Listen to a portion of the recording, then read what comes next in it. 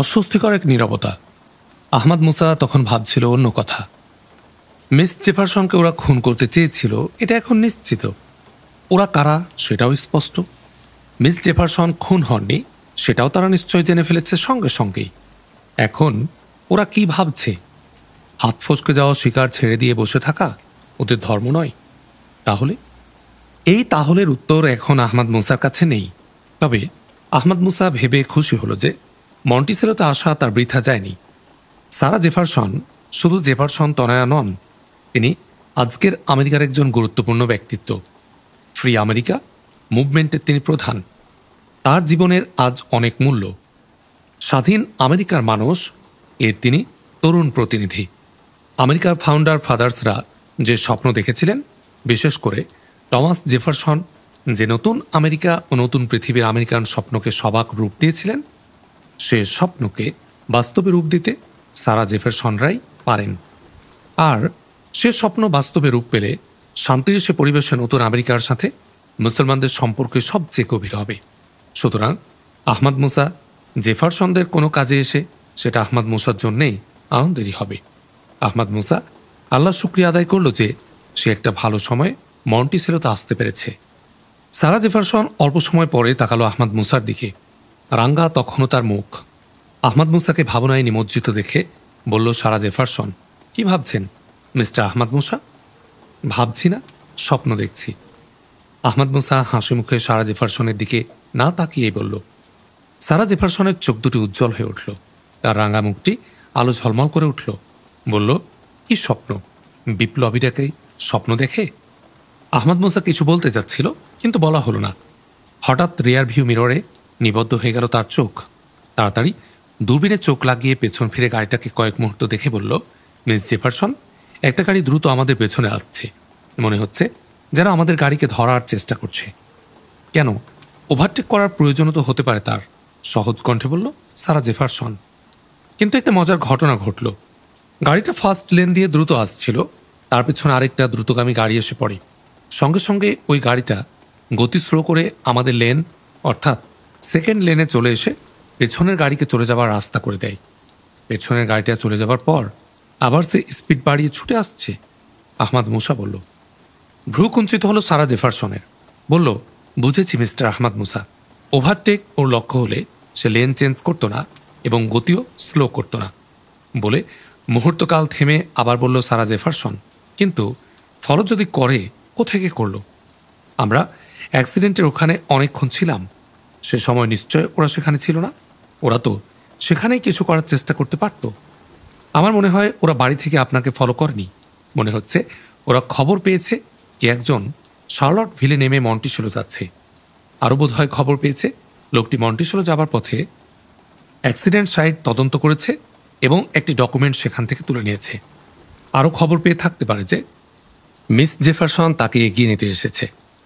এসব খবর পাওয়ার পর আগন্তুকটি কে সে সম্পর্কে জানা এবং সুযোগ পেলে কিছু করার জন্যে ওরা এসেছে। কথা শেষ করে আহমদ মুসা তার সিটে সোজা হয়ে বসল। বলল, মিস জেফারসন, আপনি গাড়িটা ডেড স্টপ করুন, দেখা যাক ওরা কি করে। সঙ্গে সঙ্গে সারা জেফারসন শেষ লেনটিতে নিয়ে গিয়ে গাড়ি দাঁড় করালো। গাড়ি দাঁড় করাতে আহমদ মুসা বলল, মিস জেফারসন, আপনি একটু সাবধানে বসুন, আমি দেখি ইঞ্জিনটার কি হলো। আহমদ মুসা নেমে পড়ল গাড়ি থেকে।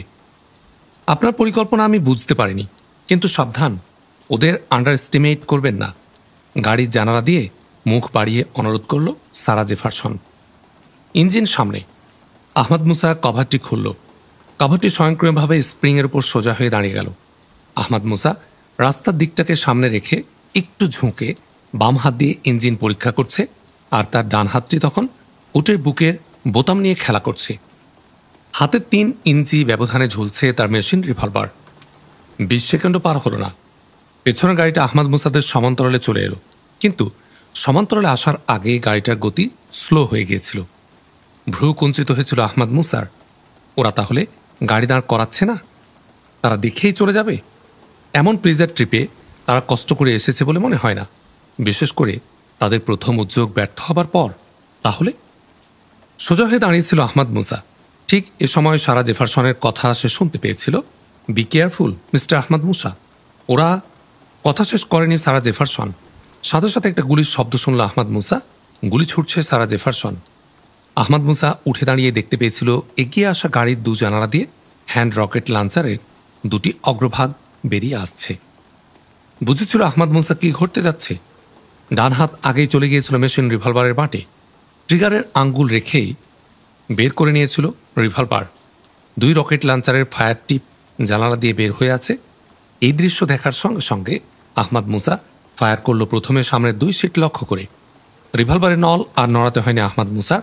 গাড়ির সামনে এগিয়ে আসায় মেশিন রিভলভারের অবিরাম গুলি বৃষ্টি গিয়ে ঘিরে ফেলেছে পেছনের সিটের দুজনকেও। প্রথম গুলি আহমদ মুসা ও সারা জেফারসন একসাথেই করেছিল। রকেট লঞ্চারের শর্ট ডিস্টেন্স অ্যাডজাস্ট করতে গিয়ে সে দেরিটা তাদের হয়েছিল, তা আহমদ মুসাদের পক্ষে এসে গিয়েছিল। আহমদ মুসা ও সারা জেফারসনের প্রথম দুটি গুলি প্রথমে 2 রকেট লঞ্চারধারীকে আহত করে। ওই গাড়ির রকেট লঞ্চারধারী আহমদ মুসাদের গাড়ি খারাপ হওয়া, ইঞ্জিন পরীক্ষা করার মহড়াকে সম্ভবত সত্য মনে করেছিল এবং মনে করেছিল তাদেরকে আহমদ মুসারা মোটেও সন্দেহ করেনি। এই ভুলই তাদের জন্য কাল হয়ে দেখা দিল। আহমদ মুসা রিভলভারের ট্রিগার থেকে হাত সরিয়েই ইঞ্জিনের উপর ঢাকনা সেট করে ছুটল ওই গাড়ির দিকে। দেখল গাড়িতে নিহত 4 জনই মুখ্যত সেমেটিক চেহারার মানুষ।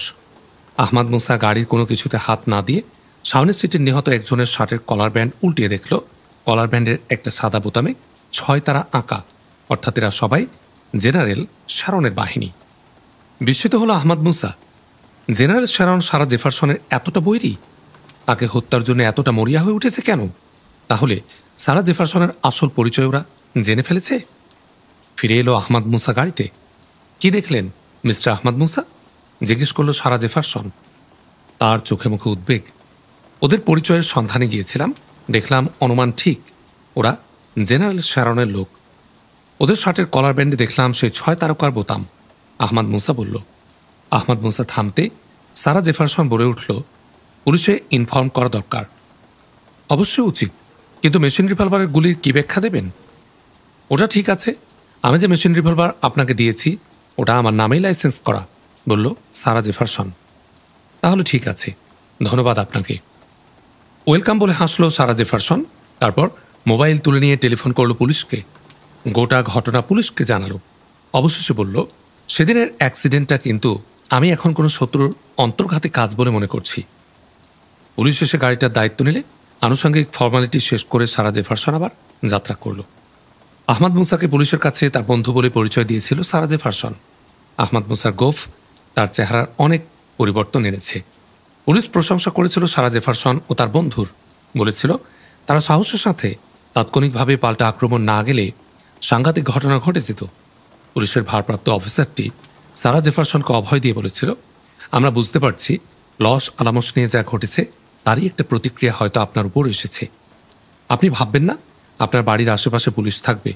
যে কয়দিন আপনি মন্টিসেলোতে থাকবেন আর আপনিও একটু সাবধানে থাকবেন।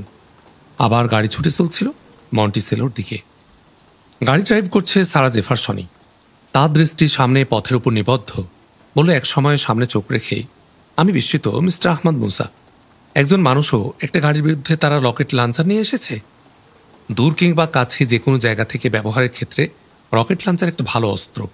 ওরা ব্যর্থ হতে চায়নি, আহমদ মুসা বলল।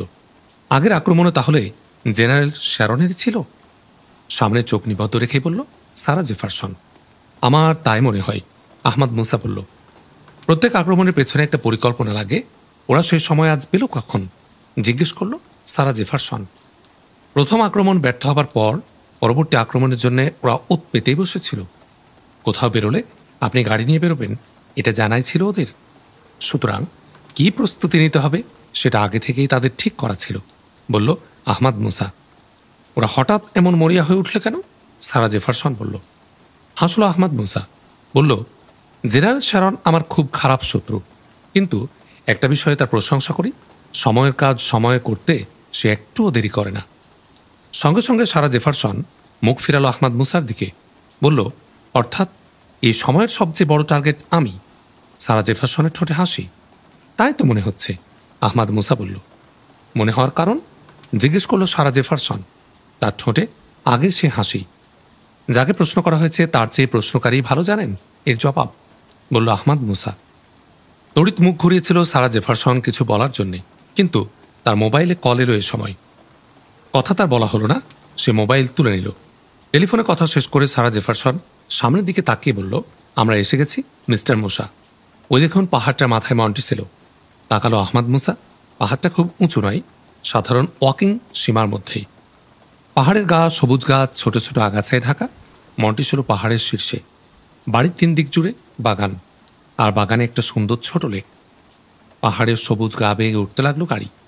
আহমদ মুসার চোখ দুটি নিবদ্ধ আমেরিকার 3য় প্রেসিডেন্ট টমাস জেফারসনের অতি আনন্দের মন্টিসেলোর প্রতি। সারার কথা কি বলবো বেটা, ও তার গ্র্যান্ডফাদার টমাস জেফারসনের মতোই যেমন জনগণ প্রাণ, তেমনি ঐতিহ্যবাহী ও তেমনি আপোষহীনও। এই মন্টিসেলোর কথায় ধরো। সারা বলল, তার মহান পূর্বপুরুষ টমাস জেফারসনের প্রিয় মন্টিসেলো যে কোনো মূল্যে সে ফেরত নেবে, সে নিয়েই ছেড়েছে। এর জন্যে পিডমন্ট ও স্যাডওয়েল এলাকার মূল্যবান সম্পত্তির অধিকাংশই তাকে বিক্রি করতে হয়েছে। পরিবারের কেউই তার এ মত সমর্থন করেনি, কিন্তু কারও মতকে সে তোয়াক্কা করে না। তার এক কথা, পরিবার অতীতে মহান গ্র্যান্ড দাদুর স্বপ্নের মন্টিসেলোকে রক্ষা করেনি, এটা পরিবারেরই ব্যর্থতা। এ ব্যর্থতার প্রতিবিধান সে করবে, সব কিছুর বিনিময়ে সে তা করেছে। বলে থামল জিনা জেফারসন, সারা জেফারসনের মা। জিনা জেফারসন ও আহমদ মুসা বসে আছে মন্টিসেলোর চত্বরে। সুন্দর লেকটার একেবারে ধার ঘেঁষে। মন্টিসেলোর বাড়তি ছাদটা লেকের ধার পর্যন্ত এসেছে। সারা জেফারসনের মা জিনা জেফারসন একটু থেমে আবারও তার কথা শুরু করতে যাচ্ছিল। পেছনে থামের আড়াল থেকে বেরিয়ে সারা জেফারসন মায়ের পেছনে এসে দাঁড়ালো। দুহাতে মায়ের গলা জড়িয়ে ধরে বলল, আম্মা, 1 ঘন্টা ধরে মেহমানকে আমার ব্যাপারে এসব কথাই বলছে বুঝি? জিনা জেফারসন কিছু বলার আগে কথা বলে উঠল আহমদ মুসা। বলল, না মিস জেফারসন, আপনার আম্মা আমাকে শুধু জেফারসন পরিবার নয়, শুধু এই সুন্দর ভার্জিনিয়া নয়, গোটা আমেরিকাকেই পরিচয় করিয়ে দিয়েছেন। আমেরিকার এই অন্তর্চিত্র আমার জানা ছিল না। আপনার সম্পর্কে না বললে তো এই বলা সম্পূর্ণ হয় না, তাই সেটাও বলেছেন। আহমদ মুসার মুখে হাসি। জিনা জেফারসন 2 হাত দিয়ে তার গলায় পেঁচানো সারা জেফারসনের 2 হাত ধরে টেনে সামনে নিয়ে এলো, বসালো নিজের কোলে। বলল, তোমার সম্পর্কে আজ কি বলতে পারি বলো? আজ আমি খুব আনন্দিত। তোমাকে এমন হাসতে বহুদিন দেখিনি মা। তারপর সারা জেফারসনের মা চাইল আহমদ মুসার দিকে। বলল, বেটা, এই সারাকে দেখে আমি মাঝে মাঝে হাঁপিয়ে উঠি। তুমি তার প্রথম বন্ধু, যাকে সে বাসায় নিয়ে এসেছে। তার জিনা জেফারসনের কথা বন্ধ হয়ে গেল। সারা জেফারসন তার হাত চাপা দিয়েছে মায়ের মুখে। বলল, এই তো মা, তুমি আমার বদনাম করছো। আমার কত বন্ধু আমেরিকা জুড়ে, আমেরিকানরা সবাই আমার বন্ধু। জিনা জেফারসন মেয়ের পিঠে আদরের একটা থাবা দিয়ে বলল, যার বন্ধু সবাই, তার কোনো বন্ধু নেই, এই উদ্বেগের কথাই তো আমি বলছি। আমি বুঝছি না আম্মা, কাকে তাহলে তুমি বন্ধু বলছো? বলল সারা জেফারসন মায়ের বুক থেকে মুখ তুলে। এই দেখো আহমদ মুসাকে, বলল জিনা জেফারসন। সারা জেফারসন মিষ্টি হাসল। বলল, উনি তো মাত্র বন্ধু নন, বন্ধুর চেয়ে বড়।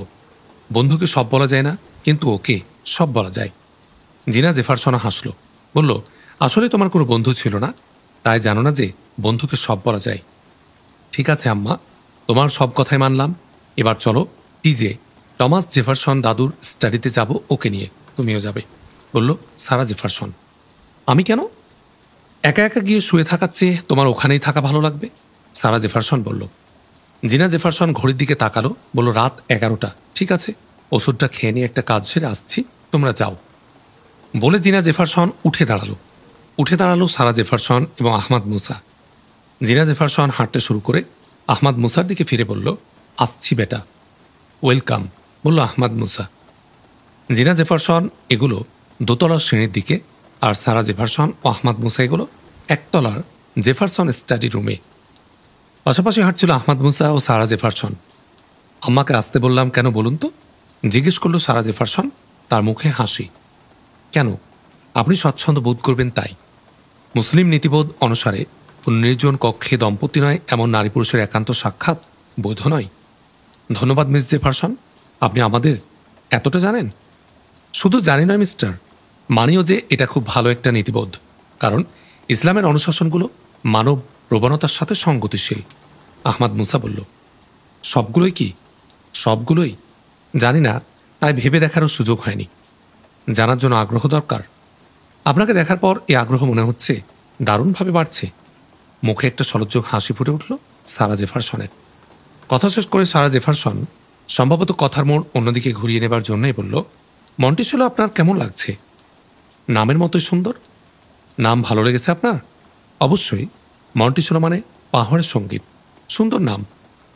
এই তো চত্বরে বসে চারদিক থেকে মনে হচ্ছিল গ্রেট ভ্যালির মাথায় নীল পাহাড় মেলার কোলে সবুজ সমুদ্রের জমাট এক মৌনতার মাঝে সফেদ মন্টিসেলো যেন এক প্রশান্তির নাম।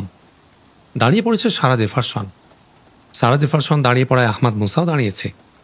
সারা জেফারসনের মুগ্ধ দুই চোখ আহমাদ মুসাকে যেন নতুন করে দেখছে। তার ঠোঁটে মুগ্ধ এক হাসি। বলল, আপনি যা বললেন তা কবিতার এক অমর লাইন হতে পারে। ধন্যবাদ আপনাকে। মন্টিসেলো স্রষ্টা টিজে দাদুও মনে হয় মন্টিসেলোকে এভাবে দেখেননি। বিপ্লবী দেখছি, কবিও হয়। আমি যা দেখেছি সবাই তাই দেখে। এর জন্য কবি হবার কি প্রয়োজন আছে? মন্টিসেলো নামটাই প্রমাণ করে সৌন্দর্যের এই পটভূমি আপনার টিজে দাদুকে আকৃষ্ট করেছিল, বলল আহমাদ মুসা। কবি হবার প্রয়োজন আছে, তা না হলে আমাদের এক পুরুষ এই স্বপ্নের মন্টিসেলো বিক্রি করে দিয়েছিল কি করে? তাদের কাছে এর মূল জনবিচ্ছিন্ন এক প্রাসাদ ছাড়া আর কিছুই ছিল না, সারা জেফারসন বলল। তাহলে যিনি তার সর্বস্ব দিয়ে আবার এটা কিনেছেন তাকে কি বলতে হয় বলুন তো? আহমাদ মুসা বলল। সারা জেফারসনের মুখ রাঙ্গা হয়ে উঠল লজ্জায়। মাথার হ্যাটটা সে মুখের উপর আরেকটু টেনে নিয়ে বলল, চলুন। সারা জেফারসনের পরনে হালকা নীল রঙের ফুল স্কার্ট, সাদা ফুল শার্ট, গলায় একটা সাদা স্কার্ফ পেঁচানো এবং মাথায় সাদা হ্যাট। সারা জেফারসন চলতে শুরু করেছে, আহমাদ মুসাও। টিজে মানে টমাস জেফারসনের বিশাল স্টাডি কক্ষটা গ্রাউন্ড ফ্লোরের শেষ প্রান্তে দক্ষিণ পশ্চিম কোণায়। স্টাডি রুমের দরজা কাঠের কারুকাজ করা। দরজার ঠিক উপরে দরজার প্রস্থের সমান একটা সাইনবোর্ড। সাইনবোর্ডটা সুন্দর নীল, তার উপর সাদা অক্ষরে লেখা, নিপীড়কের প্রতিরোধ করা হলো ঈশ্বরের আনুগত্য, ঈশ্বরের শপথ, মানব মনের উপর সকল নিপীড়নের বিরুদ্ধে আমার চিরন্তন সংগ্রাম। কোটেশনটির নিচে দরখাস্ত আকারে টমাস জেফারসনের নাম লেখা। নিচে টমাস জেফারসনের নাম পড়ার আগেই আহমাদ মুসা বুঝেছিল এটা টমাস জেফারসনের বিখ্যাত একটা উক্তি। কিন্তু আহমাদ মুসার কাছে প্রথম বাক্যটা পরিচিত নয়, দ্বিতীয় বাক্যটা খুবই পরিচিত, সকলে জানে। আহমাদ মুসার পাশে সারা জেফারসনের দিকে তাকালো, বলল, প্রথম বাক্যটা আমার কাছে পরিচিত। কোথায় তিনি বলেছিলেন কথাটা? বাক্যটা পাওয়া গেছে তার অপ্রকাশিত একটা নোটে। পরে এটা তার লেখা ও বক্তৃতাগুলো কোনো এক অডিশনে সামিল হয়েছে, বলল সারা জেফারসন। মিস জেফারসন, আপনার দাদুর এ কথাগুলো পড়ে আমার কি মনে হচ্ছে জানেন? মনে হচ্ছে আমাদের ধর্মের মৌল কথাগুলো দুটি আপনার টিজে দাদুর কথায় নতুন ভাষা পেয়েছে।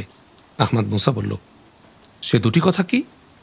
ইসলামে আল্লাহর প্রতি বিশ্বাসকে যতখানি গুরুত্ব দেওয়া হয়েছে ততখানি গুরুত্ব দেওয়া হয়েছে ন্যায়ের আদেশ ও অন্যায়ের প্রতিরোধ করার কাজকে। ইসলামের সর্বশ্রেষ্ঠ গ্রন্থ আল কোরআন বলেছে, মানুষকে ন্যায়ের আদেশ দাও, অন্যায় থেকে বিরত রাখো এবং আল্লাহকে বিশ্বাস করো। চমৎকার। দাদুর প্রথম বাক্য বরং দায়িত্বের অর্ধেক বলা হয়েছে, কিন্তু এখানে পুরো দায়িত্বের কথা বলা হয়েছে। নিপীড়কদের প্রতিরোধের সাথে ন্যায় কাজে নির্দেশ দেওয়ার বিষয় আছে। এ তো গেল একটা কথা। অন্য কথাটা কি? ইসলামের প্রতিটি মানুষের সার্বভৌম ও স্বাধীনতা ও সম্মান নিশ্চিত করেছে। ইসলাম বলে মানুষ শুধু আল্লাহর অধীন হবে আর কারো নয়। এর মাধ্যমে ইসলাম মানুষের উপর মানুষের শারীরিক মানসিক সকল নিপীড়নকে নিষিদ্ধ করেছে। শুধু তাই নয়, মানুষকে তার নিজের উপর জুলুম করার অধিকারও দেয়া হয়নি। চমৎকার। কিন্তু মানুষ শুধু আল্লাহর অধীন হলেই কিভাবে মানুষের উপর মানুষের জুলুম বন্ধ হয়ে যায়? সকল মানুষ এক আল্লাহর অধীন হয়ে যাওয়া মানে সকল মানুষ সমান হওয়া। জুলুম যেখানে থাকে সেখানে সমান মর্যাদার অনুভূতি থাকে না। অর্থাৎ সকলে সমান মর্যাদার হলে জুলুমের সুযোগ থাকে না। নাম্বার 1। নাম্বার 2 হল সকলে এক আল্লাহর অধীন হওয়ার অর্থ সকল মানুষ এক আল্লাহর আইনের অধীন হয়ে পড়া। এখানে মানুষের আইন মানুষকে রুল করে না, তাই স্বেচ্ছাচারিতার কোনো অবকাশ থাকে না। স্বেচ্ছাচারিতা বন্ধ হলে মানুষের উপর মানুষের জুলুমও বন্ধ হয়ে যায়। থামল আহমাদ মুসা। ভাবছিল সারা জেফারসন। একটু সময় নিয়ে বলল, মানুষের আইন মানুষকে রুল করবে না কথাটা কি ইউটোপিয়ান হয়ে গেল না? বাস্তবতা হলো মানুষ মানুষকে রুল করবেই। মানুষের আইন মানুষকে রুল করেই। হাসল আহমাদ মুসা, বলল, আপনার কথা ঠিক মিস জেফারসন, কিন্তু রুলকারী মানুষ যদি আল্লাহর অধীন হয়, রুলকারী মানুষের আইন যদি আল্লাহর আইনের অধীন হয়, তাহলে মানুষের রুল প্রকৃত অর্থে তখন মানুষের রুল থাকে না, এবং মানুষের আইনও তখন প্রকৃতপক্ষে মানুষের আইন থাকে না। হাসলো সারা জেফারসনও, বলল, এটাই কি তাহলে রুল অব গড? হ্যাঁ মিস জেফারসন, মানুষসহ এই ইউনিভার্সের প্রকৃত রুলার আল্লাহ। মানুষ তার প্রতিনিধি, আমাদের কোরআনের ভাষায় খলিফা। একজন প্রতিনিধি আল্লাহর পক্ষ থেকে প্রতিনিধিবিধার উপর শাসন পরিচালনা করে। এটাই আল্লাহর শাসন বা রুল অফ গড। সারা জেফারসনের চোখমুখ দৃষ্টি, তার ঠোঁটে মুগ্ধ হাসি, বলল, অনেক ধন্যবাদ আহমদ মুসা, একটা কঠিন জিনিসকে পানির মতো সহজ করে দিয়েছেন আমার কাছে। বিশ্বাস করুন, পৃথিবী এবং পৃথিবীর মানুষ এখন এক নতুন অর্থ নিয়ে আমার সামনে আসছে। স্বাভাবিক মিস জেফারসন, কারণ আপনি আল্লাহর শ্রেষ্ঠ বান্দাদের একজন। সারা জেফারসন তখন চলতে শুরু করেছে। দরজা খুলতে খুলতে বলল, তাই কি? সারা জেফারসন প্রবেশ করেছে স্টাডিতে। আহমদ মুসাও প্রবেশ করল, বলল, তাই মিস জেফারসন, ন্যাচারাল লিডারশিপ সবসময় শ্রেষ্ঠ বান্দাদের কাঁধে গিয়ে অর্পিত হয়। ঘরের মাঝখানে রাউন্ড টেবিলটার কাছে পৌঁছেছিল সারা জেফারসন। টেবিল ঘিরে 3টি চেয়ার। এই চেয়ারগুলো আধুনিক ডিজাইনের এবং ঘরের কারুকাজপূর্ণ পরিবেশের সাথে একেবারেই বেমানান। আহমদ মুসা বুঝল চেয়ারগুলো ঘরের অংশ নয়, ঘরের বাইরে থেকে সদ্য আমদানি। ঘরের একপাশে একটা বেদির উপর আরেকটা বড় চেয়ার, সুদৃশ্য কারুকাজ করা, খুবই যত্ন করে রাখা। আহমদ মুসার বুঝতে বাকি রইল না যে এটা জেফারসনের স্টাডি চেয়ার।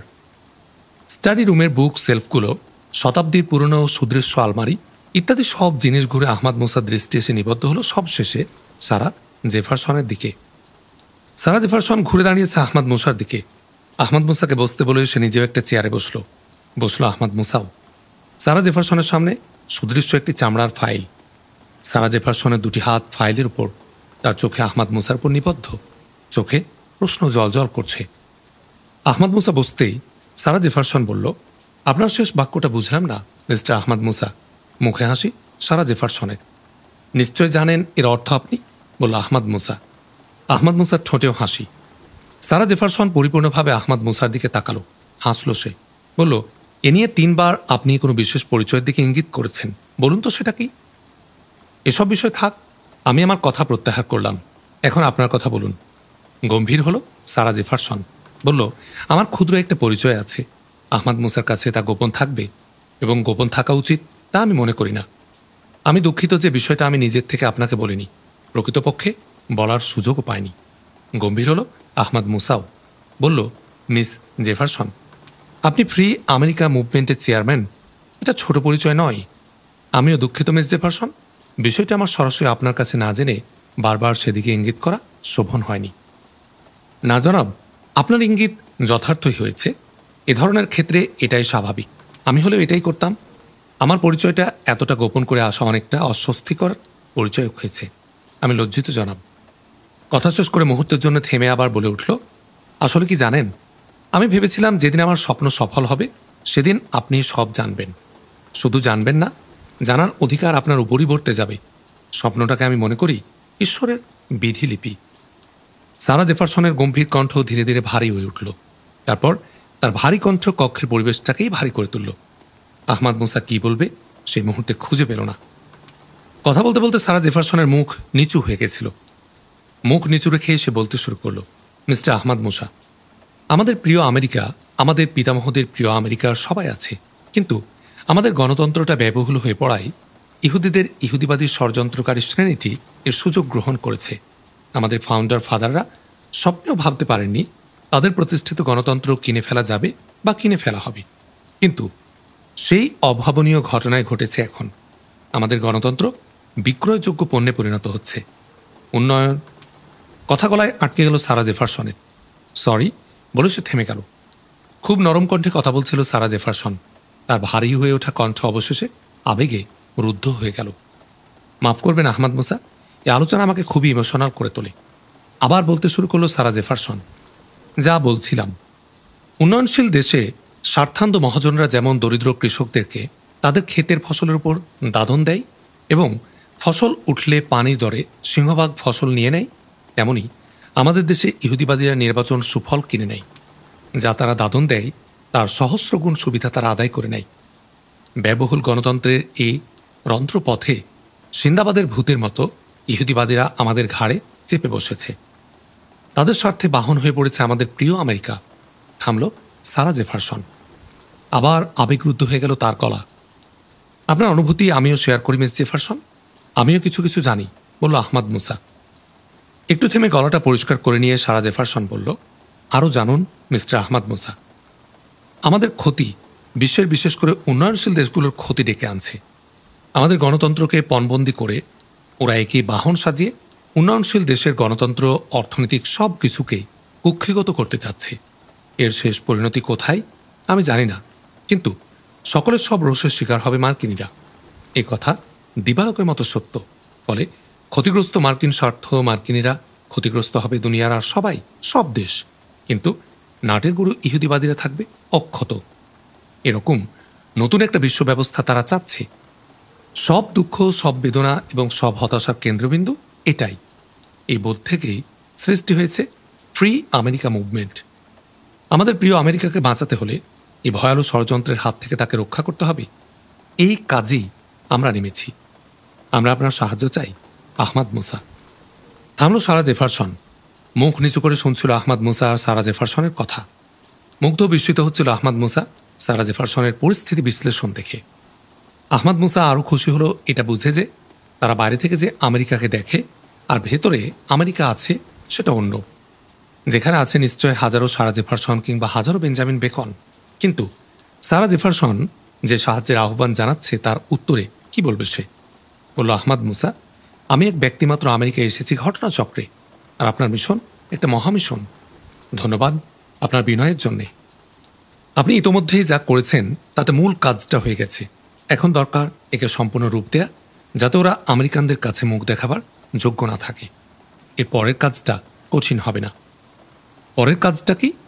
এর পরের কাজ হলো আমাদের ফাউন্ডার ফাদারদের আমেরিকা গঠন ও বিশ্ব ব্যবস্থার স্বপ্ন সফল করা, বলল সারা জেফারসন।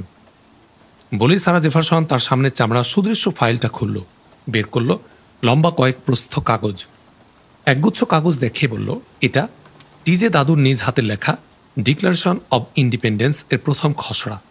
এই খসড়ায় দাদু কতগুলো বিষয়কে বোল্ড টাইপে বা মোটা অক্ষরে লিখেছেন। তার মানে এই বিষয়গুলোকে আমাদের আমেরিকান জীবনের জন্য তিনি বিশেষ গুরুত্বপূর্ণ মনে করেছেন। যে বিষয়গুলোকে টিজে দাদু বোল্ড টাইপে লিখেছেন তাকে মৌল তিনটি ভাগে ভাগ করা যায়। যেমন ক, জাতিসমূহের স্বাধীনতার সত্যিকার দাবি প্রাকৃতিক বিধি ও ঐশ্বরিক বিধান কর্তৃক স্বীকৃত, lodge of nature and nature's of good entitled.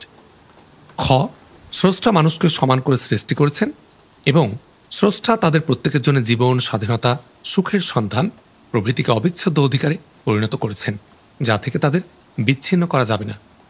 সরকার আসলে স্রষ্টা প্রদত্ত অধিকার সংরক্ষণের জন্যেই। এবং গ, জাতিসমূহ স্বাধিকার বা শাসনদণ্ড পাওয়ার স্বার্থে ঐশ্বরিক অথরিটি অধীনে এর আশ্রয় নিশ্চিত করার জন্যে তাদের বিশ্বের সর্বোচ্চ বিচারকের মুখাপেক্ষী হতে হবে।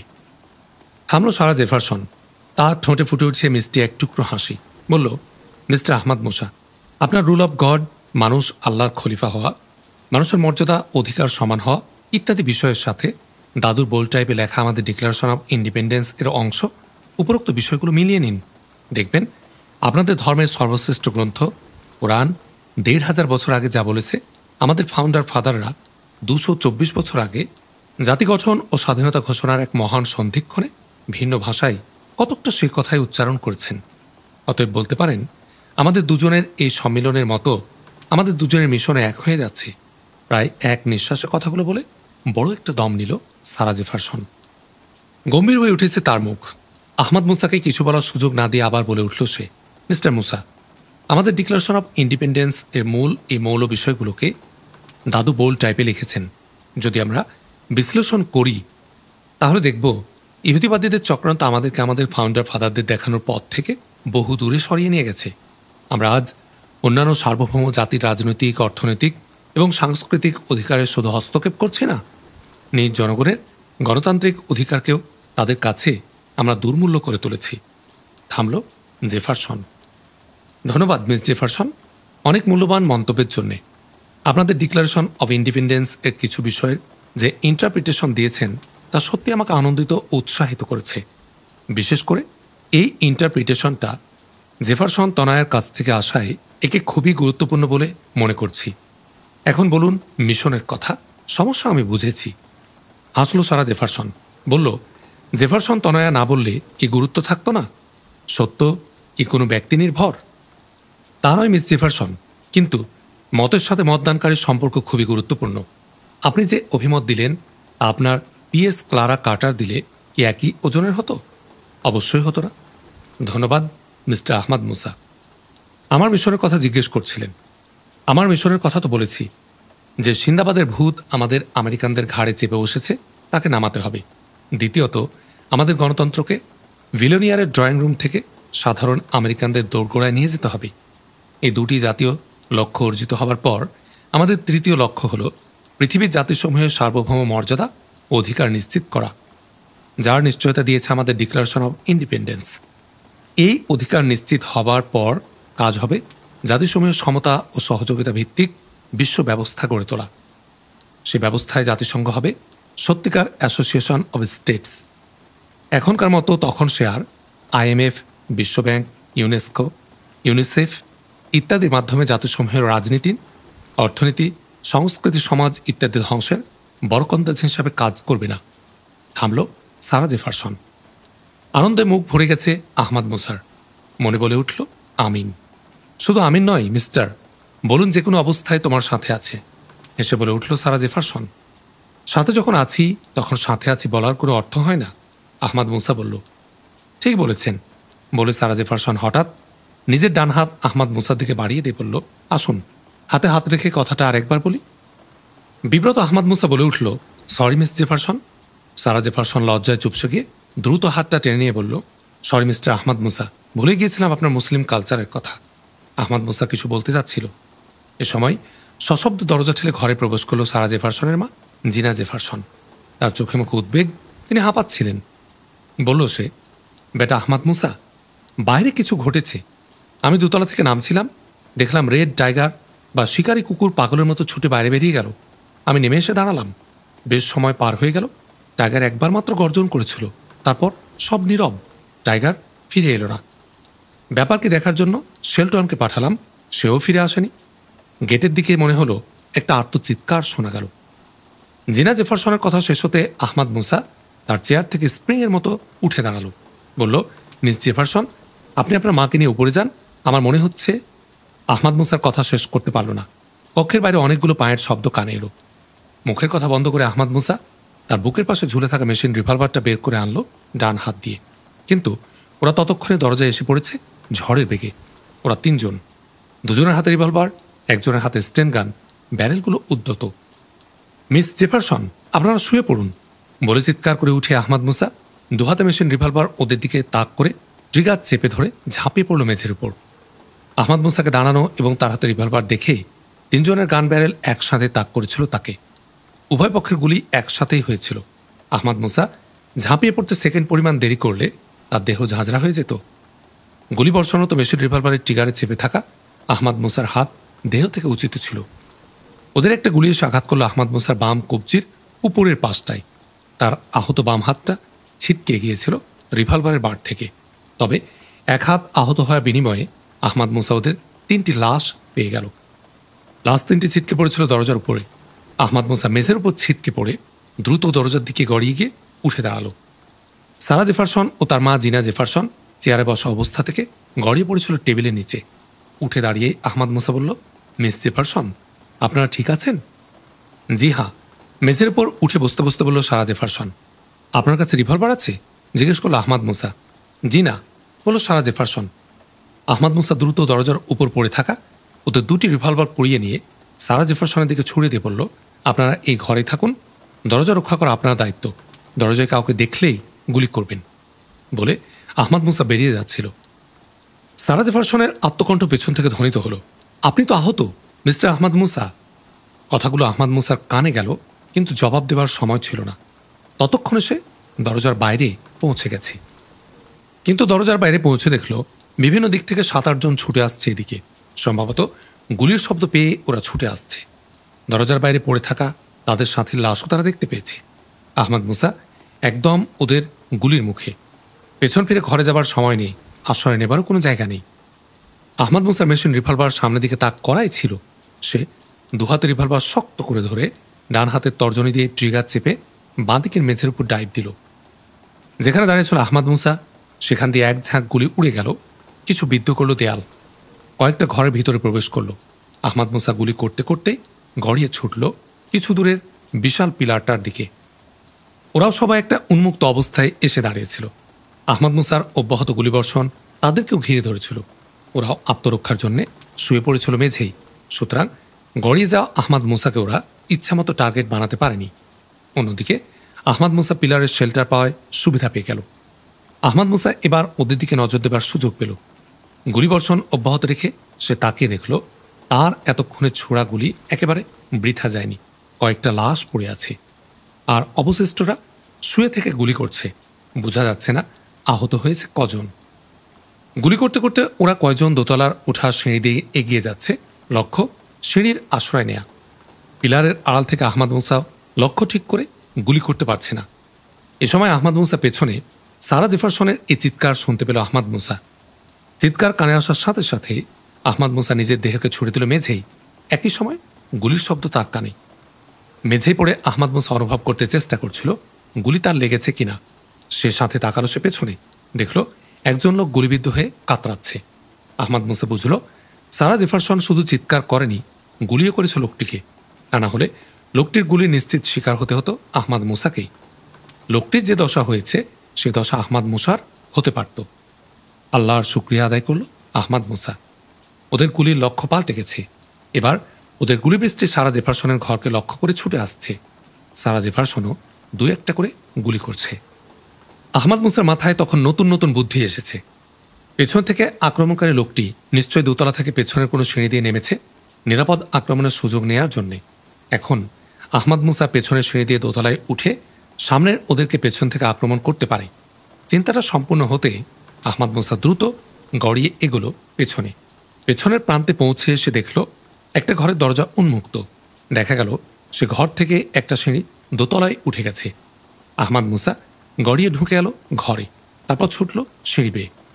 আহমদ মুসা দোতলা হয়ে পূবের প্রধান সিঁড়িমুখে এসে দেখল ওরা কয়েকজন সিঁড়ি বেয়ে হামাগুড়ি দিয়ে উপরে উঠে আসছে। সম্ভবত ওরাও চাচ্ছিল আবার পেছন থেকে আক্রমণ রচনা করতে।